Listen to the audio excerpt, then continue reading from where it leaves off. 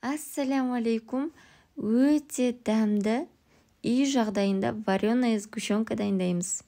Міндетті түрде видеоны соңына дейін көріп, жасап көріңіздер. Ең майлы сүтті қолданамыз. Менде 6% сүт. Дүкендегі сүтті алдым.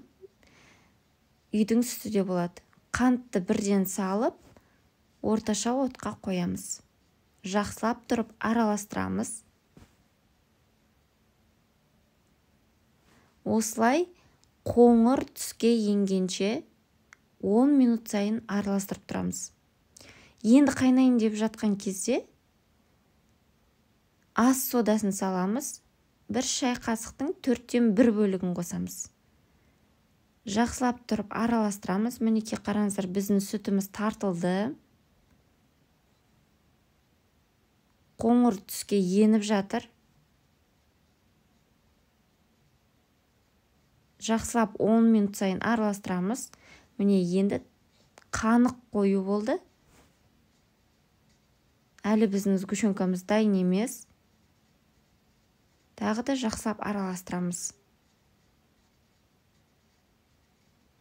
Мінекей қараңыздар. Біздің вареный сгущенкамыз дайын болып қалды. Енді қазір тексереміз. Осындай ақ тәрелкеге кішкене құйып, саусақпен жүргіземіз. Егер екі жағы қосылып кетсе, онда тағы да бір қайнатамыз. 10 минуттай қайнатамыз. Жақсылап араластырамыз. Енді тағы да тексереміз. Мінекей. Тағы да саусақпен жүргізген кезде екі жағы бірін-біріне қосылмау керек. Вареный сгущенкамыз дайын. Міндетті түрде електен өткізіп аламыз. Себебі арасында қантымыз іртік-іртік болып жүреді. Бізде 180-200 граммдай вареная сгущенка шығады.